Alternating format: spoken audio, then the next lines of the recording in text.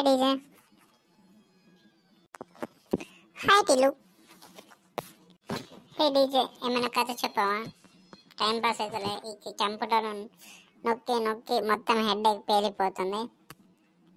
సరే, నేను కథ చెప్పను కానీ టిల్లు,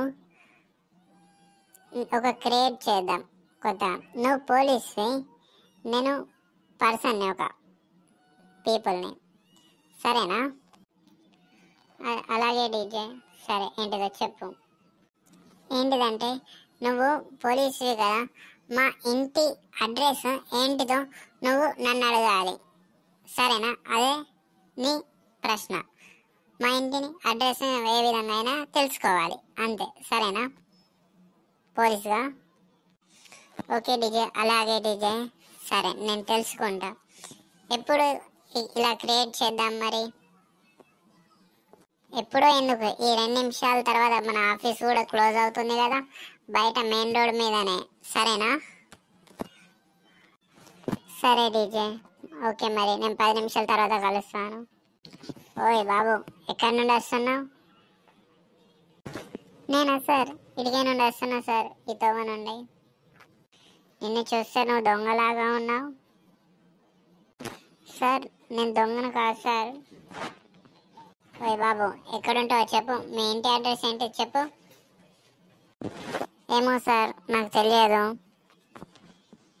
సరే, అయితే నువ్వు ఎక్కడుంటావో చెప్పు. నేను మా ఇంట్లో ఉంటాను సార్. అయితే మీ ఇల్లు ఎక్కడుందో చెప్పు. మా ఇల్లు రాహుల్ వాళ్ళ ఇంటి పక్కన ఉంటుంది సార్. అయితే ఆ రాహుల్ వాళ్ళ ఇల్లు ఎక్కడుంటుందో చెప్పు.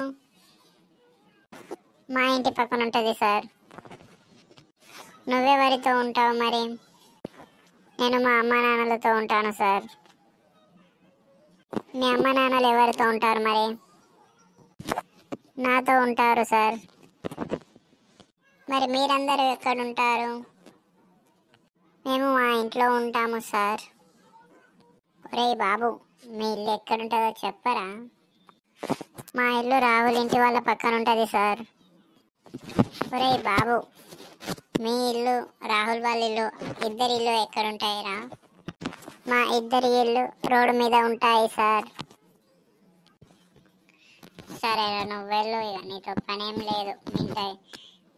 నువ్వు పోలీస్ స్టేషన్కి ఎప్పుడైనా వచ్చి నాకు దొరుకు, అప్పుడు నీ పని చెప్తాను. అలాగే సార్, నేను వెళ్తాను. లేట్ అవుతుంది నాకు ఇప్పటికే. మీరేదో తలకాయ నొప్పి లెక్కలు ఉన్నారు, ఇంతసేపు మాట్లాడుతున్నదేదో. అయ్యో, ఈ డీజే గాడు మస్తు తెలివైనడు. కథ చెప్తా అని ఏదేదో చెప్పి ఇంతసేపు చేసిండు. నేను కూడా ఇక వెళ్తాను ఇంటికి. అడ్రస్ చెప్పమంటే కథలు చెప్పిండు, వెళ్ళిపోయిండు.